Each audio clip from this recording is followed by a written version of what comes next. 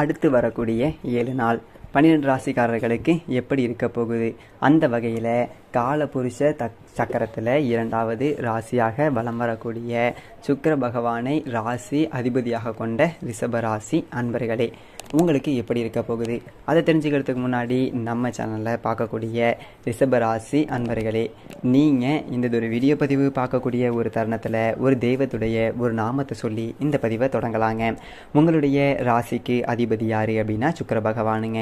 ஒருத்தர் நல்ல நிலைமையில் இருக்கிறதுக்கு காரணகர்த்தாவாக இவர் தான் இருப்பார். அதாவது உச்சநிலையில் புகழும் பேரும் பெற்றிருப்பாங்க இல்லைங்களா, அவங்களுக்கு காரணகர்த்தாவாக இருக்கக்கூடிய இவரை வழிபாடு செய்தால் மட்டும்தான் உங்களுக்கு வாழ்க்கை அப்படிங்கிறது உச்சநிலைக்கு போகும்.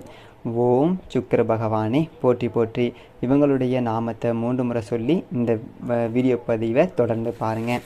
அடுத்து வரக்கூடிய 7 நாள் அப்படின்னா இந்த ஜாதகத்தில் எந்தெந்த கிரகங்கள் எந்தெங்க இருக்காங்க, அவங்க யாரோட கூட்டணியில் இருக்கிறாங்க, அந்த கூட்டணியில் இருக்கக்கூடிய ஆள் எந்த மாதிரி அப்படின்னு சொல்லிட்டு பார்த்து தாங்க உங்களுக்கு அடுத்து வரக்கூடிய 7 நாட்களுடைய பலன் அப்படிங்கிறத நம்ம சொல்ல போகிறோம். அதற்கு முன்னாடி ஒரு முக்கியமான விஷயங்க, தனிப்பட்ட முறையில் ஜாதகம் பார்க்குறதுக்கு இந்த வாரத்துக்கான அப்பாயின்மெண்ட் ஃபிக்ஸ் பண்ண சொல்லி வாட்ஸ்அப் நம்பர் நிறைய பேர் கேட்டிருந்தீங்க. நம்ம கண்டினியூவாக இப்போலாம் யூடியூப்பில் வீடியோவில் கொடுத்துக்கிட்டு இருக்கோம். எப்போதுமே 500 ரூபாய்க்கு மேலே தான் ஆகும் ஜாதகம் பார்க்க. ஆனால் இந்த ஆகஸ்ட் மாதம் வரைக்கும் வெறும் 51 ரூபாய் மட்டும்தாங்க. தெளிவாகவும் விளக்கமாகவும் ஜாதகம் பார்த்து தரப்படும். தாழ்மையான வேண்டுகோள், இந்த நம்பருக்கு ஃபோன் கால் பண்ண வேண்டாங்க.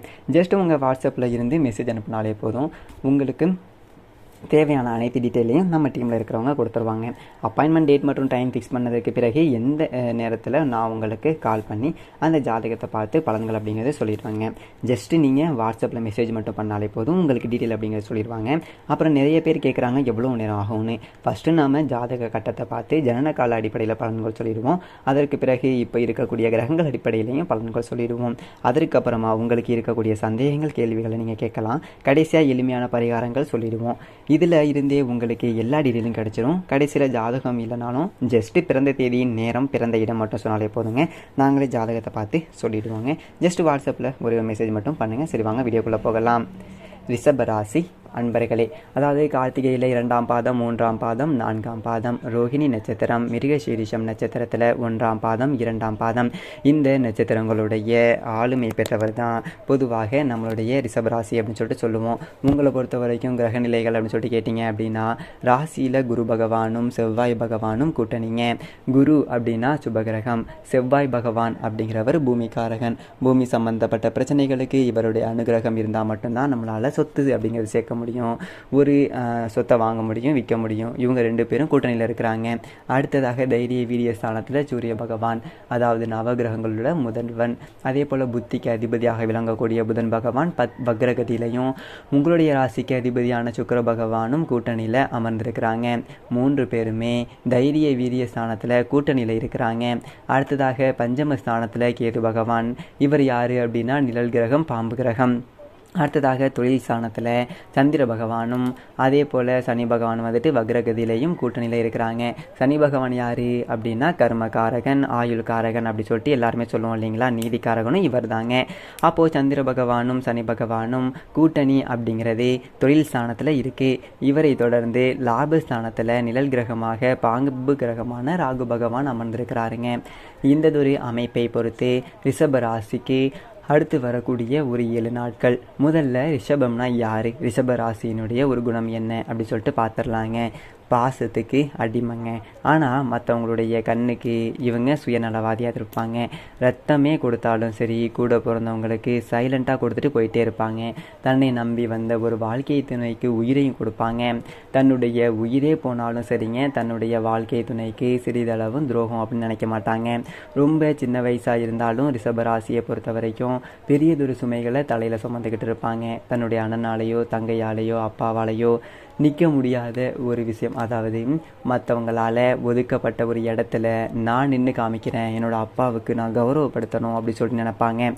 குடும்பத்துடைய கௌரவத்துக்காக தன்னையே ரொம்ப வருத்திக்கிட்டு வாழக்கூடிய ரிஷபராசி இந்ததொரு விஷயம் உண்மை நினச்சா நீங்கள் கமெண்ட் பாக்ஸில் பதிவு பண்ணுங்கள்.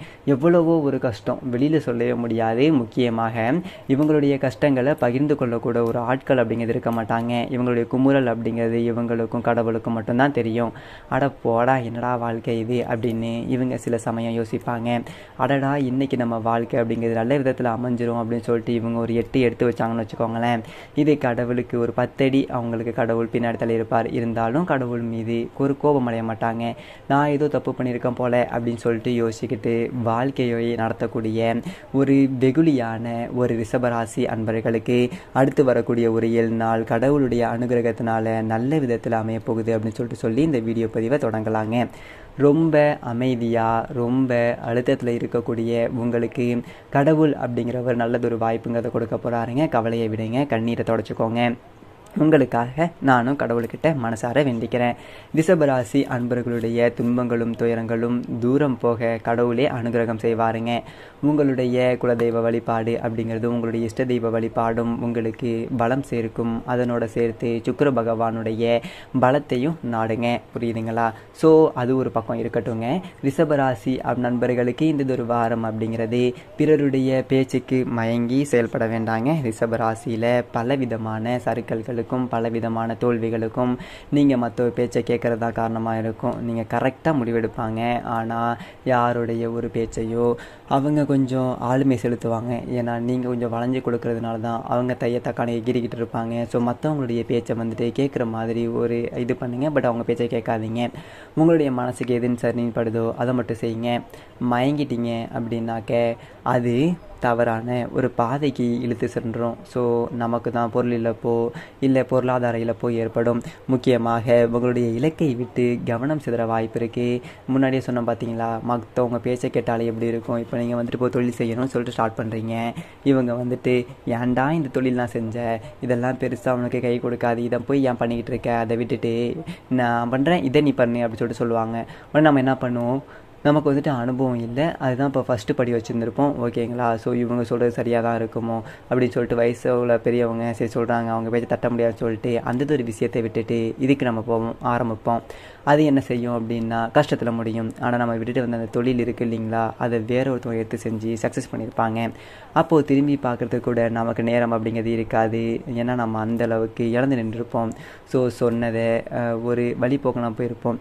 அந்த சொல்லால் நம்ம வாழ்க்கையை இழந்திருப்போம். இப்போ தெரியுதுங்களா நம்ம என்ன செய்யணும் அப்படின்னு சொல்லிட்டு ஒரு இலக்கில் கவனம் இருக்கட்டும். மற்றவங்க பேச்சுக்கு செவி சாய்க்காதீங்க. அதிகமாக வேலை செய்யக்கூடிய ஒரு வாய்ப்புங்கிறது பணியிடத்தில் ஏற்படுங்க. அந்த அதிகமான ஒரு வேலை பொறுப்பு உங்களுடைய வாழ்க்கைக்கு பலம் சேர்க்குமா அப்படின்னா நிச்சயமாக உண்டுங்க. ஏன்னா உங்களுடைய மேல் அதிகாரிகளாலேயும் பெரிய முதலாளிங்கக்கிட்டையும் உங்களுடைய நற்பெயர் அப்படிங்கிறது இருக்க போகுது. ஏன்னா நீங்கள் சொந்தமாக தொழில் செய்கிறது கூட உங்களுடைய முதலாளி உதவுவாங்க. நீங்கள் ஒரு பதவியில் இருக்கீங்களா, நீங்கள் செய்யக்கூடிய வேலையை பார்த்து உயர் அதிகாரிகள் பதவி உயர்வுக்கு ரெக்கமெண்டேஷன் பண்ணுவாங்க. உங்கள் சம்பள உயர்வுக்கு அவங்க உதவி செய்வாங்க. ஸோ உங்கள் வேலையில் கண்ணும் கருத்துமா செயல்பாடு இருக்கட்டும். புதிய பொறுப்புகள் அப்படிங்கிறது வழங்கப்படவும் வாய்ப்பு இருக்குங்க. மாணவர்களை பொறுத்த வரைக்கும் படிப்பில் கவனம் செலுத்துவது அப்படிங்கிறது அவசியம். அடுத்ததாக வியாபாரிகளை பொறுத்த வரைக்கும் ஓரளவுக்கு சாதகமான ஒரு அமைப்பு அப்படிங்கிறது இருக்கும். உங்களுடைய முதலீடுகள் இருக்குது இல்லைங்களா, அதன் மூலமாக பணபலம் பெறுவீங்க. அடுத்ததாக காதல் திருமண வாழ்க்கையில் உங்களுடைய துணையுடன் நேரத்தை செலவிட வாய்ப்பு கிடைக்குங்க. இந்த வார இறுதியில் பயணங்கள் அப்படிங்கிறது மேற்கொள்வதற்கு வாய்ப்புகள் இருக்குது. ஸோ பொதுவாக சொல்லணும் அப்படின்னாக்க அடுத்து வரக்கூடிய 7 நாள் அப்படிங்கிறது ரிஷபராசிக்கு ரொம்பவே சாதகமாக தான் இருக்குது. பட் ஆனால் எதுவாக இருந்தாலும் பல திட்டமிடுதலுக்கு அப்புறம் தான் உங்களுடைய செயல்பாடுகள் அப்படிங்கிறது இருக்கணும். அந்த செயல்பாடுகளுக்கு உங்களுடைய புத்தி மட்டும்தான் வேலை செய்யணும். மற்றவங்களுடைய புத்திக்கும் மற்றவங்களுடைய வார்த்தைக்கும் நீங்கள் செவி சாச்சிங்க அப்படின்னாக்க அடுத்து வரக்கூடிய 7 நாளில் உங்களுடைய அதிர்ஷ்ட வாய்ப்பு அப்படிங்கிறது அவங்களுக்கு சாதகமாக முடிஞ்சு போயிடும். ஸோ என்ன செய்யணும் அப்படிங்கிறத முடிவு பண்ணிக்கோங்க. மேலும் இந்த வாரத்தை பொறுத்த வரைக்கும் அடுத்தவங்களுக்கு உதவி செய்ய போயிட்டு வில்லங்கம் அப்படிங்கிறது ஏற்படுவதற்கு வாய்ப்பு இருக்குது. ஸோ எச்சரிக்கையாக இருக்கிறது அப்படிங்கிறது நல்லது. மனசில் ஏதாவது குறை இருக்குங்க, அதை நினச்சி வருத்தப்படுறதுக்கு ரொம்ப டீப்பாக போகாதீங்க. புதிய நபர்கள், அதாவது ரிஷபராசியை சேர்ந்த ஆண்களாக இருக்கீங்க அப்படின்னா அவங்களுடைய எதிர்பாலினத்தவர் இருக்காருங்க இல்லைங்களா, அல்லது பெண்கள்கிட்ட பேசுகிறப்போ கவனமாக பேசி பழகுவது நல்லதுங்க. அதுவே ரிஷபராசி பெண்களாக இருக்கிறீங்க அப்படின்னா உங்களுக்கு ஆப்போசிட்டில் ஒரு ஜென்டராக இருக்கிறாங்களா, அது ஆண்கள்கிட்ட பேசி பழகிறப்போ ரொம்ப கவனமாக இருப்பதுங்கிறது நல்லது. விருந்து நிகழ்ச்சிகளில் இந்த ஒரு காலகட்டத்தில் பழகும்போது அதுக்கும் வாய்ப்பு இருக்குது. ஸோ சந்தோஷம் உண்டாகும். தொழில் வியாபாரம் செய்யக்கூடிய நண்பர்களை பொறுத்த வரைக்கும் பழைய பாக்கிகள் வசூல் செய்வதில் கொஞ்சம் வேகம் காட்டுவீங்க. போட்டிகள் அப்படிங்கிறது விலகும். முக்கியமாக உத்தியோக பணிகளில் இருக்கக்கூடியவர்களுக்கு ஒரு நீண்ட நாட்களாக இருந்து வந்த இழுபறியான காரியங்கள் வந்துட்டு சிறப்பாக செய்து முடிப்பீங்க. பணி நிமித்தமான ஒரு அலைச்சல்கள் இருந்தாலும் அது உங்களுக்கு அனுகூலமான பலனை கொடுக்கும். குடும்பத்தை பொறுத்த வரைக்கும் இதமான சூழ்நிலை காணப்படுங்க. கணவன் மனைவி கிடையே இருந்து வந்த மன வருத்தங்கள் என்பது நீங்கி ஒற்றுமை பலப்படும். அந்யோன்யம் அப்படிங்கிறது அதிகரிக்கும்.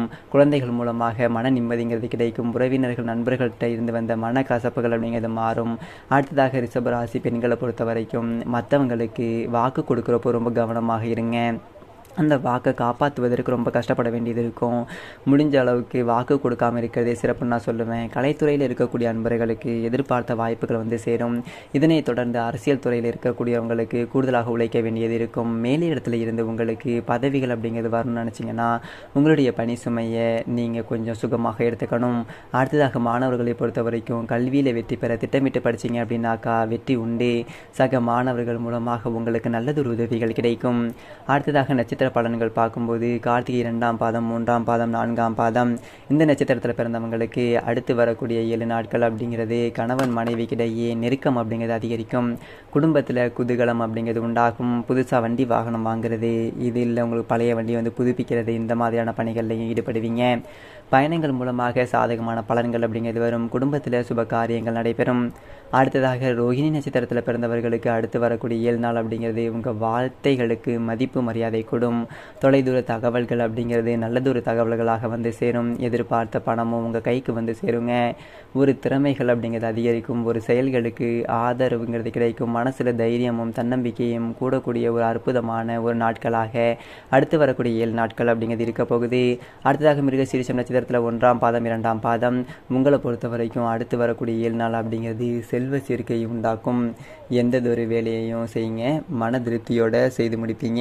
உங்களுடைய புத்தி சாதுரியம் வாக்கு வன்மை அப்படிங்கிறது எந்ததொரு காலகட்டத்தில் அதிகரிக்கும். முக்கிய நபர்களுடைய அதாவது விஐபின்னு சொல்கிறோம் இல்லைங்களா, அவங்களுடைய அறிமுகங்கிறது கிடைக்கும். அவங்களுடைய அறிமுகம் அப்படிங்கிறது வாழ்க்கைக்கு ஒரு முன்னேற்ற பாதையை கொடுக்கும். அடுத்ததாக தனாதிபதி புதன் சஞ்சாரத்தால் பணவரவு அப்படிங்கிறது அதிகரிக்கும்.